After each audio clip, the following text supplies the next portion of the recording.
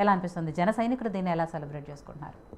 వాస్తవానికి మొదటి నుంచి పవన్ కళ్యాణ్ గారు అంటే అనేక ప్రాంతీయ పార్టీలు పెట్టి తెలుగు రాష్ట్రాల్లో కూడా పోయినాయి.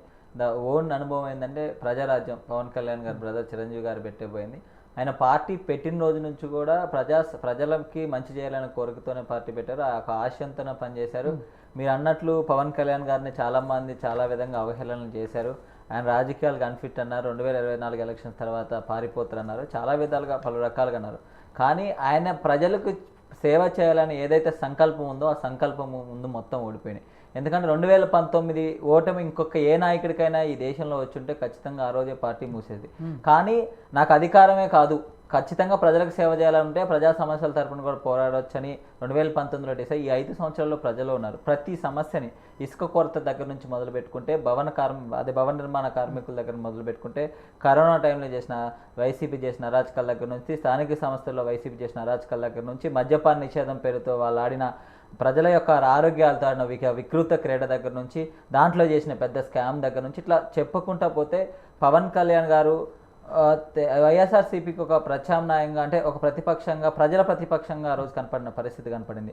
అదేవిధంగా ఇందాక ఏదైతే టీడీపీ ప్రతినిధి చెప్పినందుకు ఒక నియంత్రిత పరిపాలన తీసుకొచ్చారు. వ్యవస్థలన్నింటినీ సర్వనాశనం చేసి ఎవరైనా ఇప్పుడు ప్రజాస్వామ్యం అంటే ప్రజలు మన ఒక 151 సీట్లతో వైఎస్ఆర్సీపీకి అధికారం ఇచ్చారు. అంత మాత్రం నేను ఏదో రాజుని చేసినట్లు కాదు. ప్రజలకు ఎప్పుడైనా ప్రశ్నించే హక్కు ఉంటుంది. అలాంటిది నువ్వు ప్రశ్నను తీసుకునే పరిస్థితి ఆంధ్రప్రదేశ్లో లేదు.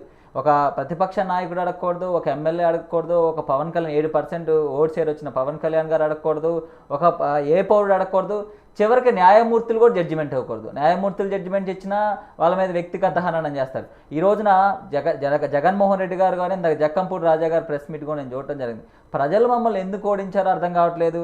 నేను 2 లక్షల కోట్ల రూపాయలు 3 లక్షల కోట్ల రూపాయల సంక్షేమ పథకాలు ఇచ్చాను జగన్మోహన్ రెడ్డి గారు చెప్తుంటే జక్కంపూడి రాజా గారు వచ్చి నేను 3,000 కోట్ల రూపాయలు పంచడం అంటే ఎవడబ్బా సొమ్ము ఎవరికి పంచుతున్నారు? అందుకనే ఈరోజు బటన్ నొక్కుతా సంక్షేమ పథకాలు పంచుతాం అంటే నీ ఇంట్లో సొమ్ము ఏం పెట్టలేదు, మా సొమ్ము తీసుకొచ్చి మాకు పెట్టినప్పుడు నువ్వు పదే నాకు భిక్షం వేసినట్టు ఎందుకు చెప్తున్నావు? ప్రజలు కూడా ఈరోజు భావించారు.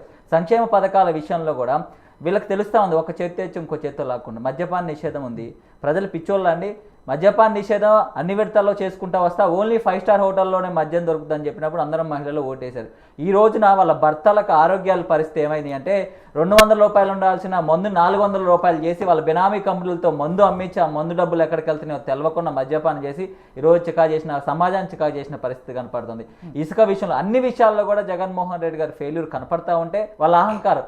దీనికి మించి ఖచ్చితంగా మీరు చూసినట్టయితే ప్రజాస్వామ్య విలువలు, నైతిక విలువలు రాజకీయాల్లో చాలా ఇంపార్టెంట్. జగన్మోహన్ రెడ్డి గారు కానీ వాళ్ళ మంత్రులు కానీ ఎమ్మెల్యే కానీ వాళ్ళ భాషను అసహించుకున్నారు. ఈరోజు ప్రజలు జగన్మోహన్ రెడ్డి గారే పవన్ కళ్యాణ్ గారిని దత్తపుత్రుడని, 4 పిల్లలని 3 పిల్లలని ఒక ముఖ్యమంత్రి స్థాయి వ్యక్తి ఏ విధంగా మాట్లాడతారు? భువనేశ్వరి గారిని చంద్రబాబు గారి సతీమణిని ఒక కౌరవ సభ ఇందాక ఎందుకు అనాల్సి వచ్చిందంటే అసెంబ్లీలో పట్టుకుని మాట్లాడుతుంటే ముఖ్యమంత్రి అనే వ్యక్తి వారించకుండా ఒక వికట్ట హాసం చేసిన అలాంటి వ్యక్తిని, అదేవిధంగా సొంత బాబాయ్ యొక్క హత్య కేసు విషయంలో సిబిఐ విచారణ జరపాలని దాన్ని ఒక సెంటిమెంట్గా వాడుకుని సొంత చెల్లెళ్ళు ఎలిగేషన్ చేస్తుంటే కూడా పట్టించుకున్న పరిస్థితి. ఈ యొక్క క్యారెక్టర్ అదేవిధంగా అంబటి రాంబాబు గారు కానీ కొడాల నాని గారు కానీ వీళ్ళందరూ కూడా బూతులు మాట్లాడడం సభ్య సమాజం తట్టుకోలేకపోయింది. ఈ రోజు ఓట్ల రూపంలో దాన్ని చూపించారు. నేను చెప్తున్నా జగన్మోహన్ రెడ్డి గారు కానీ జక్కంపూడి రాజా గారు కానీ ప్రజాస్వామ్యంలో ప్రజలు మీరేసే బిస్కెట్లకో మీరు ప్రజల నుంచి పన్నులు వసూలు చేసిన డబ్బులకు ఆశపడే వ్యక్తులు ఓటర్లు కాదు. మీ వ్యక్తిత్వం ఉండాలి, మీ క్యారెక్టర్ ఉండాలి, మీ పరిపాలన ఉండాలి, మేము ప్రశ్నిస్తే తీసుకునే విధానం ఉండాలి.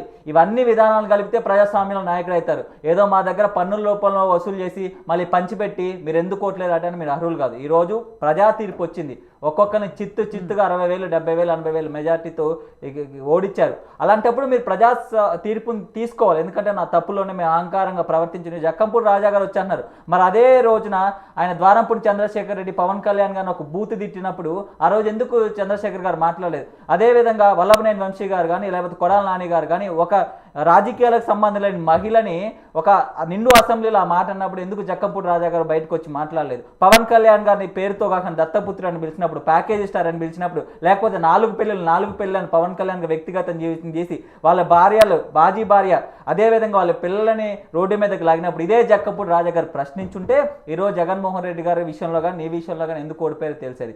ఇవన్నీ కారణాలు ముందు పెట్టుకుని జగన్మోహన్ రెడ్డి గారు వచ్చి అసలు ప్రజల యొక్క ఇచ్చిన తీర్పుని తీసుకోలేకపోవడం వల్ల వాళ్ళు ఓడిపోయారు. మేమైతే అనుకున్నాం ఇంత తీర్పు వచ్చిన తర్వాత, ఇప్పుడు పవన్ కళ్యాణ్ గారు 2019లో ఓడిపోయారండి. ఓడిపోయినప్పుడు ఏమనుకున్నాం, ఎక్కడో తప్పు జరిగింది, ఏదో తప్పు జరిగింది, మా విధానమైనా తప్పు ఉండాలి, లేకపోతే మా విధానాన్ని ప్రజల్లో తీసుకెళ్ళి తప్పు ఉండాలని మేము ఆత్మ పరిశీలన చేసుకున్నాం. 5 సంవత్సరాలు మేము ఏ విధంగా ప్రజలు ఏ విధంగా కావాలంటే ఆ విధంగా మేము మలుచుకున్నాం. దానివల్ల ఈరోజు మేము పోటీ చేసిన 21 స్థానాలకు 21 అసెంబ్లీ స్థానాలు గెలిచినాం, 2 ఎంపీలకి 2 ఎంపీలు గెలిచినాం.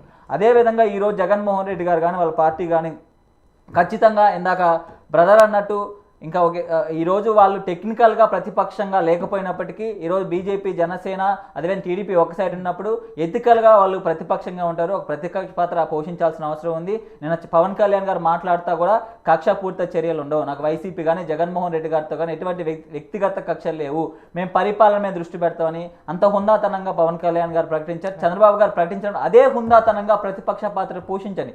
ఆ ప్రతిపక్ష పాత్ర పోషిస్తే ప్రజలకు మంచి జరుగుతుంది. అంతే తప్ప ప్రజలు నిందించే ఒక ఏర్పాటును మేము నిన్నటి వరకు కూడా ఇది మాట్లాడదలుచుకోలేదు. ఇప్పుడు వరకు కూడా అసలు వైసీపీ ఎందుకు ఇట్లా ఓడిపోయింది అనేది విశ్లేషణ కూడా చేయదలుచుకోవాలి టీడీపీ కానీ జనసేన. ఎందుకంటే మనం ఆ ఓటమిని ఎత్తి చూపాల్సిన అవసరం లేదు. మన బాధ్యతని ప్రజలు ఇచ్చినప్పుడు ఆ బాధ్యతను నిర్వర్తించే దృష్టి పెట్టాలని. కానీ నిన్న ఈ రోజు వైసీపీ నాయకుల పరిస్థితి చూస్తామంటే జగన్మోహన్ రెడ్డి గారి ప్రెస్ మీట్ కానీ ఈరోజు జక్కంపూడి రాజు ఇంకా 4-5 రేపు పొద్దున వస్తారు.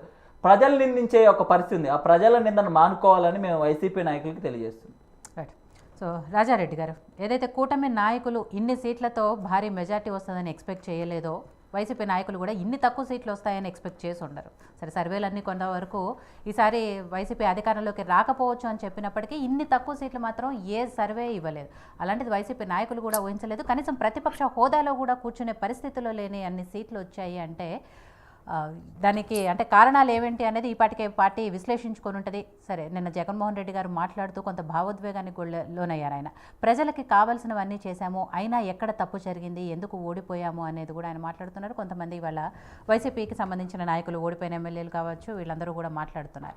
సో విశ్లేషించుకున్నారా ఎక్కడ పొరపాటు జరిగింది అని? ఎందుకంటే గతంలో చంద్రబాబు గారి అరెస్ట్ విషయం కానివ్వండి, లేకపోతే నిండు సభలో ఆయన సతీమణి గురించి మాట్లాడిన విషయాలు కానివ్వండి, రోజా గారు లాంటి వాళ్ళు పవన్ కళ్యాణ్ గారి గురించో, చంద్రబాబు గురించో, లోకేష్ గురించో ఇష్టం వచ్చినట్టు మాట్లాడాలి. ఇవన్నీ కూడా ఇవాళ ఈ రిజల్ట్కి కారణాలు అనుకుంటున్నారా?